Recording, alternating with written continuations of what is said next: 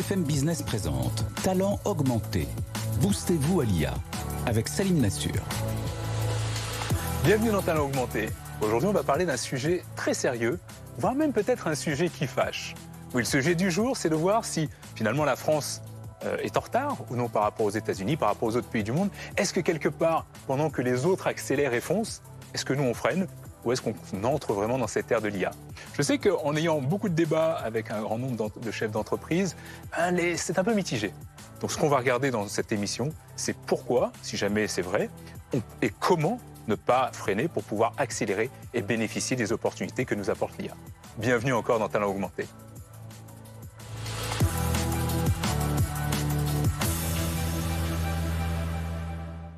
Alors on va commencer par une bonne nouvelle. La bonne nouvelle, c'est qu'en l'espace d'un an, le taux d'utilisation de l'IA dans les TPE, dans les PME, et ce sont des chiffres de la BPI, nous montrent que ça a doublé. On utilise 2 fois plus l'IA générative dans les TPE et les PME. Donc ça, c'est la bonne nouvelle, ça a doublé.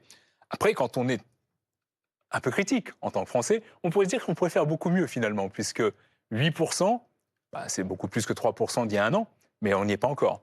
Donc la vraie question qu'on se pose aujourd'hui, c'est est-ce que finalement, ce sont des problèmes d'investissement? Est-ce que ce sont des problèmes de formation?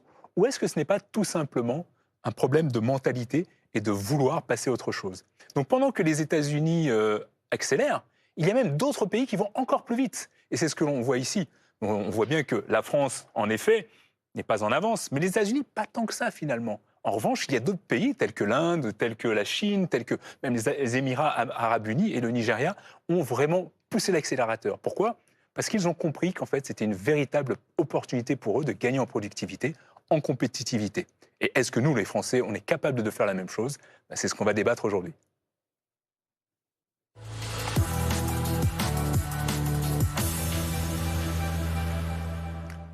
Alors, par où on commence, justement, si on veut regarder comment on accélère? Il faut comprendre qu'il y a cette accélération. Et cette accélération, on la voit ici, en fait, sur cette courbe. On voit très bien que, jusqu'à présent, les entreprises, en tout cas les entreprises françaises, sont sur cette courbe blanche que l'on voit là. Cette courbe, c'est un petit peu business as usual. Vous savez, on continue avec un taux de croissance qui est relativement moyen, voire faible. Et on oublie que le monde a changé. Vous savez, ce fameux monde VUCA dont on parle, volatile, complexe, incertain et ambigu, auquel j'ai rajouté AI pour Artificial Intelligence, qui a vraiment augmenté la vélocité et la rapidité dans laquelle les choses évoluent. Donc si bien qu'aujourd'hui, quand on est une entreprise, et notamment quand on travaille dans une entreprise française, il faut se dire que oui, il faut que j'accélère, parce que si je ne le fais pas, je vais avoir un petit peu de mal, aussi bien moi en tant qu'entreprise que moi en tant que collaborateur de cette entreprise. Donc ça, comment on fait pour accélérer? En fait, il y a 2 techniques. La première, c'est ce qu'on appelle le test and learn. Test and learn, c'est vraiment ce qu'on apprend dans des entreprises tech, dans la Silicon Valley, mais pas que.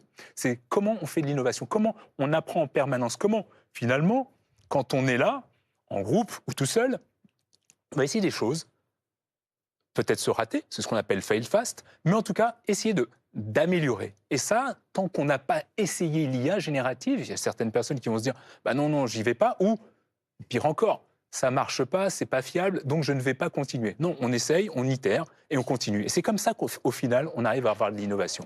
La deuxième chose, c'est ce qu'on appelle, l'apprentissage continu. L'apprentissage continu, évidemment, puisque aujourd'hui, on ne peut pas se dire que je vais faire ma formation sur l'IA générative et parce que j'aurais fait cette formation, je suis bon pendant 1 an, voire pendant 2 ans, comme je le faisais auparavant. Non, ça change tous les jours. Donc, évidemment, il faut apprendre tous les jours. Mais tous les jours, ça ne veut pas dire faire 1 heure ou 4 heures ou une journée de formation. Non, c'est juste se dire comment je mets en place des systèmes pour pouvoir apprendre en permanence avec du micro-learning, avec peut-être une newsletter, pas en sélectionner 50, mais on n'en sélectionne qu'une.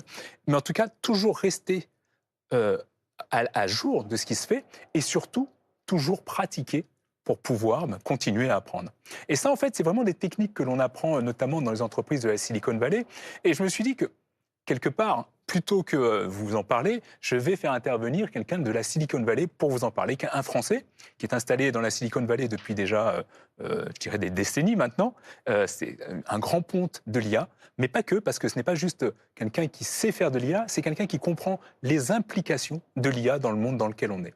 Donc, sans plus attendre, je vais vous présenter notre invité, Grégory Renard.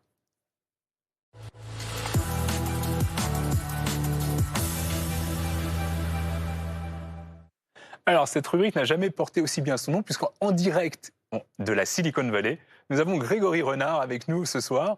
Donc pour toi, c'est forcément le matin, mais Oui. c'est très sympa d'être avec nous, surtout que j'ai voulu t'introduire, j'ai voulu te présenter, je n'ai pas su comment faire.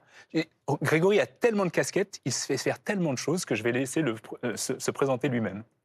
À toi, Grégory. Ben, merci. Merci Salim. En fait, enchanté, Grégory Renard. Donc j'ai démarré l'IA à Lille, à Aura Technologies, c'était long time ago, dans une far far away galaxie. Et donc évolué ensuite vers Paris, et je me suis retrouvé très rapidement dans la Silicon Valley. Donc là où tu vois toi en fait énormément d'éléments, c'est juste que ça fait plus de 25 ans que je suis dans le domaine.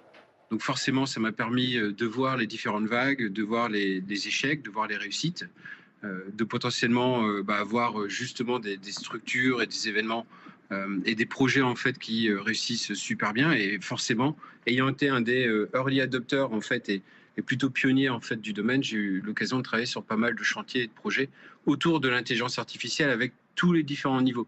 Donc ceux qu'on connaissait, on va dire, au moment où ça a commencé à vraiment bien prendre vers 2012-2013, mais également toute la partie avant où, grosso modo, j'ai démarré vers 96. Donc sur le sujet, donc c'est aussi normal. En fait, le seul élément, c'est que j'ai démarré très tôt sur le sujet. Ouais, mais c'est exactement pour ça que je me suis dit, pardon, je te coupe, mais c'est pour ça que je me suis dit que tu étais une des meilleures, pour pas dire la meilleure personne pour parler du sujet d'aujourd'hui, hein, finalement, comment ça se passe entre États-Unis et France, parce que tu connais les deux univers, et surtout, comme tu le dis très bien, tu es dans l'IA depuis très longtemps, tu es dans la Silicon Valley depuis très longtemps, et la question que j'ai envie de te poser, et tu le sais très bien, c'est quelles sont ces différences finalement entre ce que tu peux observer là-bas aux États-Unis et ce qu'on observe aussi en France, pourquoi on a parfois le sentiment d'être en retard en France par rapport à ce qui se passe aux US. Je pense qu'il ne faut pas avoir peur en fait du fait d'être en retard, et je pense que la notion de retard est pas vraiment la bonne définition. C'est plutôt la vélocité à laquelle tu embrasses en fait cette technologie. Donc aujourd'hui, l'IA est vraiment un outil qui est une vraie opportunité. Je pense que tout le monde l'a compris aujourd'hui. Voilà, depuis 2 ans à peu près, depuis la sortie de ChatGPT, mais toutes ces technologies existaient déjà préalablement et elles sont devenues publiques et beaucoup plus abordables en fait par le grand public. Avant, elles étaient essentiellement accessibles à des techniciens comme moi. Et aujourd'hui, en fait, c'est essentiellement la volonté de pouvoir l'embrasser comme une opportunité, comme un outil. Il faut y aller. Et donc ici, il est clair qu'on le voit également au niveau des politiques, hein. On a beaucoup moins de régulation, on a un peu plus de régulation. Est-ce que l'un est bon ou pas bon? Je pense qu'à la fin, ça va s'équilibrer. Mais grosso modo, la notion d'opportunité et le fait d'y aller est un élément en fait essentiel. Oui, mais c'est intéressant parce que tu vois, juste avant que tu nous rejoignes, je donnais un chiffre de la BPI qui disait que 8% des entreprises avaient vraiment adopté, enfin en tout cas des TPE et des PME avaient vraiment adopté l'IA générative ici en France. Donc il y a effectivement cette notion de vélocité, mais si tu devais en un mot ou en une phrase maximum définir la différence que tu vois entre US et France en fait. Pourquoi il y a cette vélocité là-bas? Pourquoi on n'arrive pas à la voir? En fait, c'est pas directement relié à l'IA, c'est plus en fait relié au mindset qui est quand même assez différent. Il y a une volonté de prise de risque ici qui est beaucoup plus forte. Donc les gens vont pas hésiter en fait à y aller. Il y a une belle expression dans la Silicon Valley en anglais qu'on va traduire, hein, qui est do it, fix it. Donc fais-le et corrige. Et il est clair que pour avoir vécu ma carrière quasiment moitié en Europe et moitié ici sur le sol américain, il est clair que il y a moins cette appréhension en fait à prendre des risques. Voilà, en fait, on sent que ça va bouger beaucoup plus vite, on essaye, ça marche, c'est cool, ça marche pas, on corrige, on bouge très vite. Ouais, je vois bien ce do it, fix it. Et toi qui travailles même depuis la Silicon Valley encore avec beaucoup d'entreprises en France, comment tu arrives à enclencher ce déclic justement pour se dire je change cette mentalité, je change ce mindset? Oui. En fait, vraiment une prise de conscience, parce que c'est super que tu me poses en fait cette question-là. Je me suis régulièrement en fait posé par rapport à ça, de me dire mais comment on fait pour faire prendre conscience aux personnes ayant eu la chance, par exemple, d'être un des co-initiateurs de la stratégie AI for Humanity, donc du président Macron en fait en 2018. Et donc la question a toujours été de me dire mais comment je peux aider les personnes à voir ce que je vois. Et en fait, tu te rends compte qu'à un moment donné, il faut faire travailler le cerveau reptilien. Donc revenir sur des choses très pragmatiques, basiques, c'est-à-dire travailler sur des notions de quick win et que les personnes puissent se rendre compte par eux-mêmes. Si tu ne le vis pas, tu ne vas pas comprendre l'opportunité. Donc ça reste théorique, ça reste une forme de entertainment. Non, mais c'est rigolo parce qu'on vit la même chose, hein. C'est comment tu arrives à faire passer ce que tu vois à celui qui ne le voit pas. Ben justement, si tu Absolument. devais créer comme ça un kit de survie pour faire passer les salariés, les collaborateurs, les indépendants français, dire tiens, bah, ok, là je vois, et qu'est-ce qu'il y a dans ton kit? Bah, en fait, ce kit, il existe déjà. Donc, comme tu sais, je travaille avec une personne qui nous a mis en contact, hein, Christian Fortum, donc de Rail Change, avec qui on travaille pas mal et on met ce genre d'éléments. Tu as vraiment deux éléments principaux. Le premier, c'est la formation continue. C'est former les gens, leur expliquer, leur permettre de faire le cheminement, donc les accompagner, parce que bah, y a rien de tel, en définitive, que bah, de former ta workforce, en fait. Donc, tes travailleurs en interne, parce que c'est juste extraordinaire. Quand ils ont compris comment utiliser ces outils-là, ça décuple de manière relativement forte la productivité. Donc, on travaille sur des notions de gain de temps, de gain d'argent, de bien-être, en fait, également. Et ensuite, bah, c'est une méthodologie à mettre en œuvre. C'est travailler. En fait, ce que moi, j'aime bien faire, c'est généralement poser la question aux personnes de dire. Et d'ailleurs, ceux qui nous écoutent et qui m'ont déjà vu dans la vallée vont se dire ah bah oui, ça fait quand même 10 ans qu'ils nous rappellent, en fait, qui nous parlent de ça. C'est grosso modo travailler sur les tâches cognitives répétitives. Donc, tu prends dans ta journée, dans ta semaine, en fait, dans le mois, toutes les tâches dites cognitives répétitives que tu vas réaliser et te dire, bah, ensuite, bah, voilà, comment on va pouvoir les automatiser, les industrialiser, les augmenter, en fait, m'augmenter moi directement avec ces outils, donc qui sont juste extraordinaires et voilà. Et donc, étape par étape. Et par contre, ne pas se lancer directement dans des gros projets. Prendre vraiment des petits succès et petits succès après petits succès, en fait, tu vas avancer, tu vas transformer ton entreprise en profondeur et surtout dans la durabilité. Ah oui, c'est ça. Et puis tu parlais de ce fameux déclic, et c'est vrai que tu as mentionné tout à l'heure Real Change, hein. Je sais que de l'époque où j'étais chez Google, on faisait beaucoup de learning expedition. Donc pour ceux qui nous écoutent, une learning expedition, c'est on prend des dirigeants en France, en Europe, un peu partout, et on les emmène dans la Silicon Valley pendant une semaine pour être en totale immersion, justement pour qu'ils comprennent cette mentalité. Parce que au-delà de la technologie ou de financement, c'est vraiment une question de mentalité. Et toi, justement, qui es là-bas, qu'est-ce que ça a changé, cette IA générative, maintenant, même si tu l'utilisais déjà avant, mais au quotidien? Comment tu l'utilises? Qu'est-ce que ça a changé dans ton workflow, finalement? En fait, une transformation radicale de la manière dont je travaille. Donc, je pense qu'un élément qui va être important, c'est une révolution aussi forte, si pas plus forte, que l'arrivée du personnel ordinateur, du moins de l'ordinateur personnel à la maison ou au bureau, de manière simple. Et donc, en fait, il faut l'adopter, il faut le mettre en œuvre. Aujourd'hui, quand je regarde la façon dont je travaille, c'est pas seulement créer des architectures d'intelligence artificielle pour les entreprises ou ce genre d'éléments, ou pour le monde professionnel, mais c'est également l'utiliser pour moi dans mes méthodologies et dans la façon de travailler. Et donc, un des éléments, c'est du moins sur lequel forcément, en fait, on apprend nous-mêmes, hein, qui sommes dans l'industrie et dans le domaine, on apprend en fait au quotidien. Mais tu te rends compte que il faut carrément revoir la façon dont tu vas faire tes process, mettre en œuvre tes workflows dans les entreprises, ce genre d'éléments, et non pas tenter de juste injecter l'IA dans des process existants. Donc il faut potentiellement, en fait, grosso modo, ce que je vois que j'ai eu comme étape, première étape était vraiment le fait de dire, bah, je vais continuer de faire ce que je fais comme aujourd'hui, mais en mettant l'IA dedans. Donc, grosso modo, quand j'utilise pour moi et pas pour créer pour les autres. Donc, j'ai travaillé de cette manière-là, et à un moment donné, j'ai pris du recul, je dis, oh là là, non, en fait, je dois carrément revoir la façon dont je travaille. Parce qu'en fait, je ne ressors pas le full potentiel, le potentiel complet de cette technologie si je fais que l'injecter dans mes process dans lequel à la base il n'y avait pas d'IA. Ouais, je sais d'ailleurs que tu as une réflexion très profonde sur le sujet, hein. Tu m'avais dit que finalement, c'est la première fois dans l'histoire de l'humanité que le travail n'était plus juste du fait de l'humain, en fait, quelque part. Et c'est pour ça d'ailleurs que tu lances cette initiative Everyone AI. Tu veux nous en dire deux mots? Oui, en fait, everyone.ai, donc vous pouvez aller sur le site, hein. Grosso modo, est une étape. Donc, comme j'ai expliqué très rapidement tout à l'heure, j'ai eu la chance de faire partie des co-initiateurs de la stratégie IA pour la France, qui était plutôt à destination, en fait, on va dire, des adultes et du monde du travail et des entreprises et des institutions de manière globale. Et très vite, on s'est rendu compte qu'il y avait également un sujet qui n'était pas du tout abordé, qui était l'enfance. Or, on a vu, en fait, ce que les technologies, ce que les réseaux sociaux, ce que les écrans ont fait sur les enfants. Donc, il y a du bien et du moins bien. L'idée n'est pas de juger, l'idée est juste de mettre le sujet sur la table. Et donc, avec mon épouse et 2 amis, nous avons décidé en fait de lancer en fait .ai, qui a grosso modo différents objectifs. Mettre les gens autour de la table pour que ce soit un vrai sujet. Le fait de dire, bah voilà, l'IA et l'enfance, c'est un vrai sujet. On va en parler, on va échanger sur ces sujets-là. Et le deuxième point, c'est également créer une communauté et des formations pour aider les enseignants, pour aider les parents, parce que bah, nous-mêmes, on est d'abord parents. On démarre par les enfants, et forcément, comme tu l'as vu dans l'essai que je t'ai partagé, grosso modo, on va déjà un petit... En fait, je commence personnellement à travailler parce que j'aime bien prendre du recul sur la façon dont moi j'utilise la technologie également. Comme j'ai la chance d'être plutôt en fait au devant de la vague, j'aime bien prendre à un moment donné du recul et me dire, bah tiens, la façon dont je l'ai vécu moi-même, potentiellement, pas mal d'autres personnes vont le vivre de la même manière. Donc, est-ce que je peux partager cette connaissance?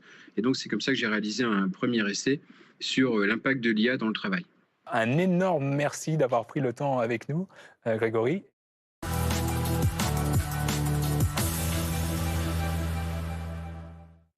Alors maintenant que j'ai posé plein de questions à Grégory, la question que je vais vous poser, parce que comme chaque semaine, vous savez que j'ai une question pour vous, bah, c'est finalement de savoir si vous-même, vous sentez que vous êtes plutôt en retard par rapport à cette utilisation de l'IA. Donc vous allez aller sur LinkedIn, comme chaque semaine, rentrer sur le profil, hein, et puis voir si, est-ce que A, vous pensez que vous maîtrisez l'IA, ou est-ce que carrément vous êtes en D, vous n'avez pas commencé. Si vous n'avez pas commencé, la bonne nouvelle, c'est qu'il n'est jamais trop tard. La moins bonne, c'est qu'il serait temps de s'y mettre. Donc je vous laisse répondre à cette question, et puis comme d'habitude, on partagera les résultats en ligne.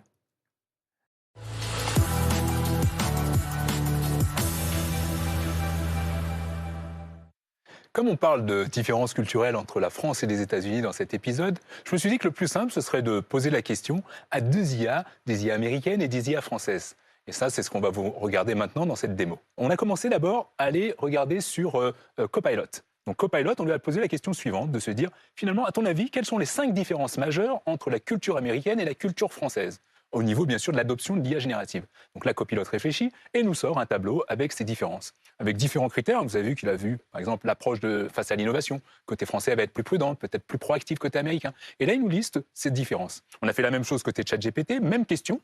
Et qu'est-ce qu'on a là?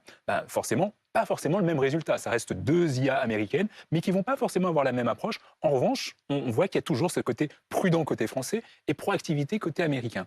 Donc on se rend compte qu'il y a déjà un petit biais, ou en tout cas une vision de la France qui est un peu différente, avec cette conclusion qui dit bien que finalement la culture américaine pousse plus l'adoption de l'IA que la culture française, qui est, elle, un peu plus prudente par rapport à ça. Donc du coup, on va côté France, on va regarder chez Mistral, donc notre Mistral national, où on pose exactement la même question. Et là, à nouveau, on a un tableau avec des critères qui vont peut-être être un peu différents. On parle notamment d'éducation, on parle de législation, et on en a quelque chose de plus nuancé.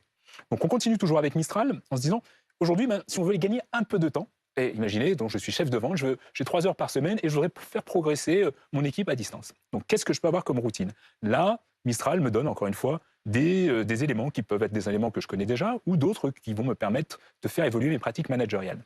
De l'autre côté, on va dire, tiens, ça, avec cette conclusion, on va se dire aussi aujourd'hui, est-ce que si j'avais 5 personnes, par exemple, et que je les manage à distance ou pas, mais que j'ai trop de réunions avec ces personnes-là, qu'est-ce que je peux faire pour réduire ce temps de réunion? Là, encore une fois, Mistral va pouvoir vous donner un certain nombre d'indications. Donc, peut-être que vous allez me dire, oui, ça je le sais déjà. Et d'autres, ça va vous rappeler d'utiliser ces techniques pour pouvoir le faire. Donc, encore une fois, l'intelligence artificielle est là pour être votre sparring partner, votre partenaire. Et là, comme c'était un peu verbieux, je peux même lui demander de le mettre sous forme de tableau. Et grâce à ce tableau, je vais avoir cette information qui va être synthétique et qui va bien sûr me permettre de tout de suite décider des points d'action que je vais mettre en place avec mon équipe. Vous avez vu? Finalement, l'intelligence artificielle, qu'elle soit américaine, qu'elle soit française, elle peut avoir une distinction de point de vue, mais en tout cas, ça vous fait gagner en productivité, en efficacité.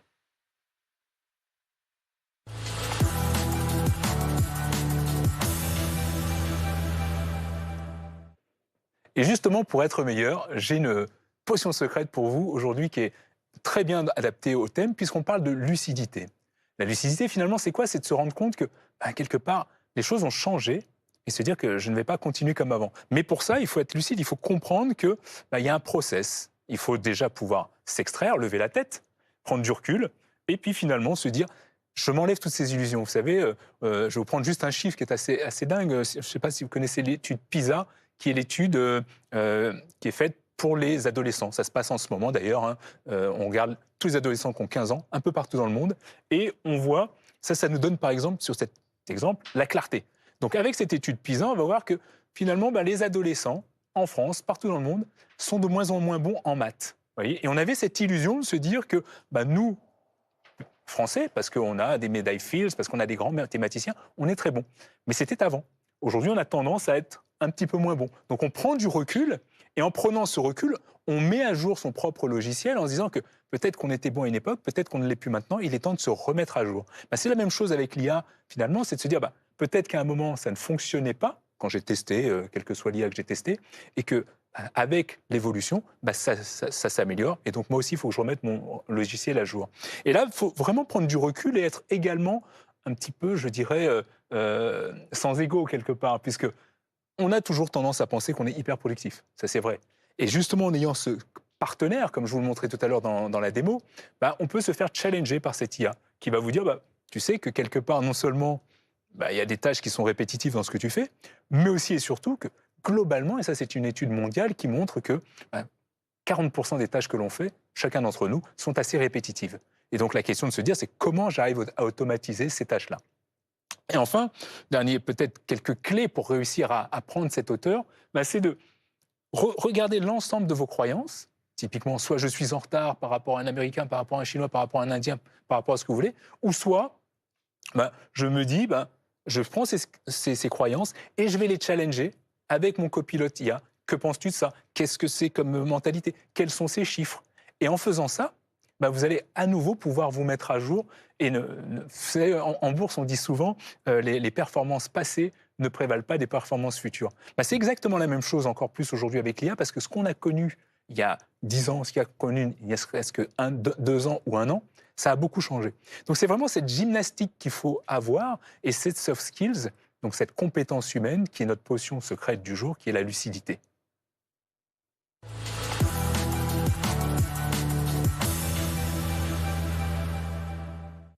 Donc ça passe vraiment trop vite, mais comme chaque semaine, on vous a sélectionné un nombre de ressources pour pouvoir aller encore plus loin. S'il y avait un livre à vous conseiller sur le sujet, c'est vraiment celui-ci, Super Agency. C'est un livre qui a été écrit par Reid Hoffman, vous savez, le fondateur de LinkedIn, qui est hyper d'actualité. C'est comment finalement on arrive, chacun d'entre nous, à se remettre à jour pour prendre, saisir ces opportunités que nous apporte l'IA, plutôt que d'en avoir peur. Donc première ressource, ce livre, je vous le recommande avec beaucoup de chaleur, je dirais. Deuxième ressource, une petite vidéo. Je savais que j'aime bien les conférences TED. Donc là, il s'agit d'une conférence TED qui est très, très intéressante, justement, vous savez, pour prendre ce recul. Yann Bremer, en 13 minutes, il nous explique que le monde, l'ordre mondial a complètement changé. Et si on n'arrive pas à comprendre ça, et c'est ce que je vous disais au départ, si on n'arrive pas à comprendre cette vélocité dont a parlé Grégory, si on n'arrive pas à comprendre que il faut que nous, on change notre logiciel pour aller plus vite, que ce qu'on a pensé, et vous savez, c'est vrai pour toutes les personnes qui ont plus de, on va dire, 35-40 ans, la nouvelle donne aujourd'hui a complètement changé. Et ça, vous allez le comprendre dans cette petite vidéo de 13 minutes. Et enfin, troisième ressource, qui n'est pas des moindres. S'il y avait une IA à tester, je vous invite vraiment à tester Copilot avec cette partie assistant. Vous savez, on parle beaucoup d'agentic AI. Donc, vous savez, ces agents qui vont faire des choses pour vous. Jusqu'à présent, vous posiez une question et puis vous aviez une réponse. Aujourd'hui, ces agents vont pouvoir faire ces tâches à votre place, pouvoir aller non seulement rédiger, mais prendre un rendez-vous à votre place potentiellement, aller commander à votre place. Donc ça, vous pouvez commencer à avoir ces agents grâce notamment à Microsoft Copilot pour tous ceux qui utilisent la suite Microsoft. Et vous avez la même chose chez Google, vous avez la même chose chez ces entreprises qui vous permettent de faire ça, et chez Mistral également aussi. Donc Copilot Assistant, intéressant pour aller encore un peu plus loin dans l'utilisation de l'IA et déléguer les tâches que vous ne voulez pas faire.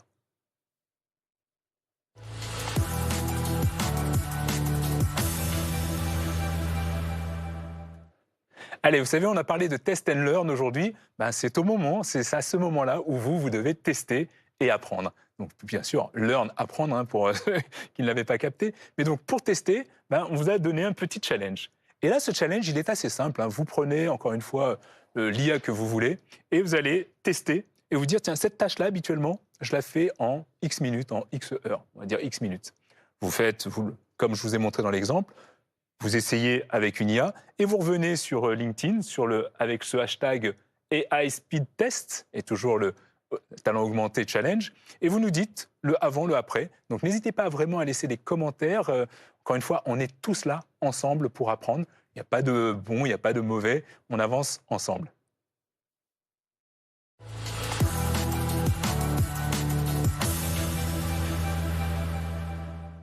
Alors, finalement, que retenir cet épisode? La première chose, c'est que ça va vite, ça va très vite, ça va de plus en plus vite. La bonne nouvelle, c'est qu'on l'a vu, la France n'est pas si en retard que ça. On a des investissements, on a des mathématiciens, on a des ingénieurs, on a des entreprises qui commencent à y aller. La vraie raison que la France puisse être en retard, c'est si jamais vous, nous, tous ensemble, on ne va pas assez vers cette IA générative et qu'on n'augmente pas notre façon de travailler et qu'on ne la change pas, comme on l'a vu avec notre invité Grégory. La deuxième chose à retenir, c'est que, on le dit souvent, l'IA n'est pas un miracle. En revanche, en l'utilisant bien, vous allez devenir ces fameux talents augmentés dont on parle. Et enfin, la troisième chose, bien évidemment, c'est de comprendre que ce super pouvoir dont on a parlé pendant la potion secrète, c'est d'avoir cette lucidité. Cette lucidité de comprendre que, encore une fois, il y a un endroit où vous êtes, il y a un endroit où vous voulez aller, qu'est-ce que je peux faire? Et surtout, comment je révise mes croyances pour y aller? Et d'ailleurs, ça me rappelle une phrase d'Alvin Toffler, une citation d'Alvin Toffler, qui disait que finalement, les analphabètes du XXIe siècle ne sont pas ceux qui ne savent pas lire. C'est ceux qui ne savent pas apprendre, désapprendre et réapprendre. Et donc vous, nous, tous ensemble, il faut qu'on désapprenne la façon dont on a appris à travailler et qu'on réapprenne une nouvelle façon de travailler avec cette IA. C'est ce qu'on fait chaque semaine sur Talent Augmenté. Donc je vous invite à retrouver les replays sur le site de BFM Business, sur l'appli, et on se retrouve très bientôt pour un nouvel épisode. À bientôt. Talent Augmenté, boostez-vous à l'IA sur BFM Business.